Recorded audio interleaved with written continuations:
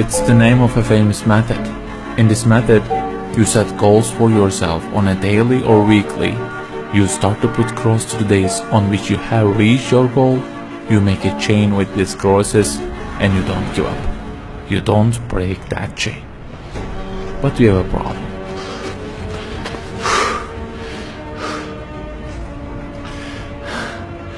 Personal development specialists say that we should have goals.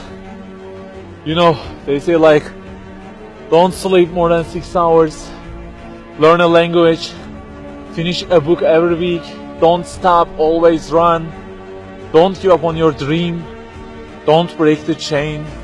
Okay, I don't object to them. I also have a table and put crosses on it every day and go after many goals, no problem. But you know what? They don't talk about the most important part of it.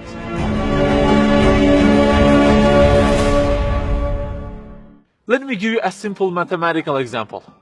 Try to imagine that you are adding numbers, and imagine that the numbers you have added up to this year is, for example, 35 in total, and you start from this year. For example, you will add 4 in this year, and then add 8 in next year, and it goes on. And there is an unknown time which counts down, and when it ends, you can't add any other number. Okay, you start the addition. Plus 4, plus 8, plus 7, plus 3. You add ambitiously, you keep adding and adding. Plus 6, plus 5, and okay, they say time is over. Then you realize that you have added the numbers into a giant parenthesis, and there is a zero multiplication at the end of it. It wipes out all the numbers you have added all those years, and the result becomes 0. Of course, you are disappointed. All your efforts have been wiped out by the 0. A regret arises inside of you. You say, I wish I had seen the whole picture at the beginning and realized that 0 and changed it with 1 before I started the addition. I think you got the point. Okay, guys, you may have goals for this year and afterwards. Learning a language, finishing a book every week, increasing your monthly income to $15,000, not sleeping more than 6 hours, etc. But for what? For what do we set goals exactly? Why don't we break the chain?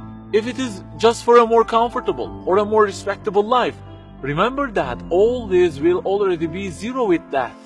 The death will wipe out all of them. The person who knows English will be equal with the one who doesn't know. The one who earns more will be equal with the one who earns less. The one who can reach his goals will be equal with the one who can't. So, if at the end of it, the death will 0 everything, so what is the meaning of adding more numbers with an ambition? It just increases the degree of the disappointment that you will feel. So the logical thing is seeing the whole picture at the beginning. In this life journey, which will end in an unknown time, my first job must be to prevent death from being 0. Well, can I really prevent death from being 0? I mean, since everything will leave my hands and will be lost, is there any other way that would transform them into something eternal?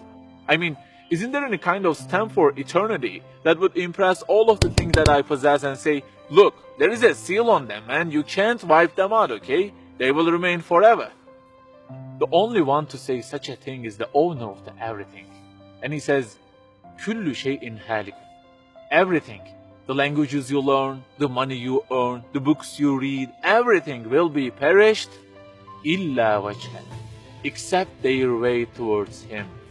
So the creator of our life says, if your intention is towards Allah, if the thing you do is for His acceptance, it won't disappear, it will be transformed into eternity in paradise.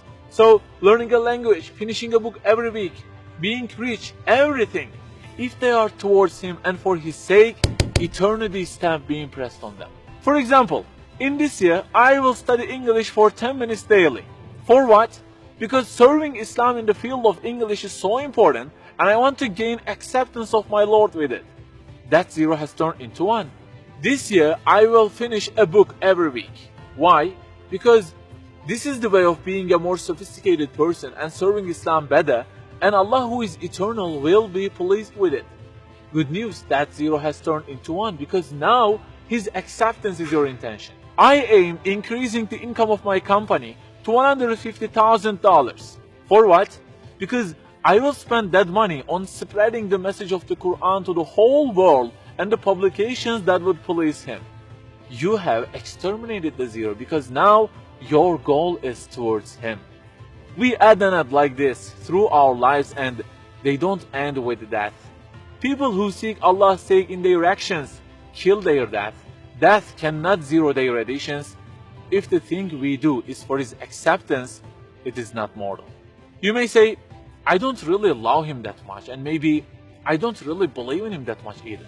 So how can I do everything for his sake? I don't even know who he is. My brother or sister, that's the problem. You don't even know who he is. And actually it is our first job in this life. Recognizing him, that's the first step. The more you recognize him, the more you love him. And the more you love him, the more you seek his sake in your actions. So learn about him. Who made you? What does he want? Why does he give you such a billion things in each day? Read, find out.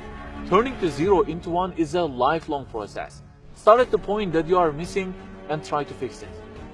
Like the specialists say, don't break the chain, but keep the chain to gain his acceptance. Run, but run to be eternal. An unknown time counts down, and before starting to add the numbers, the first thing you have to do is to remove that zero. Otherwise, everything you added will be wiped out.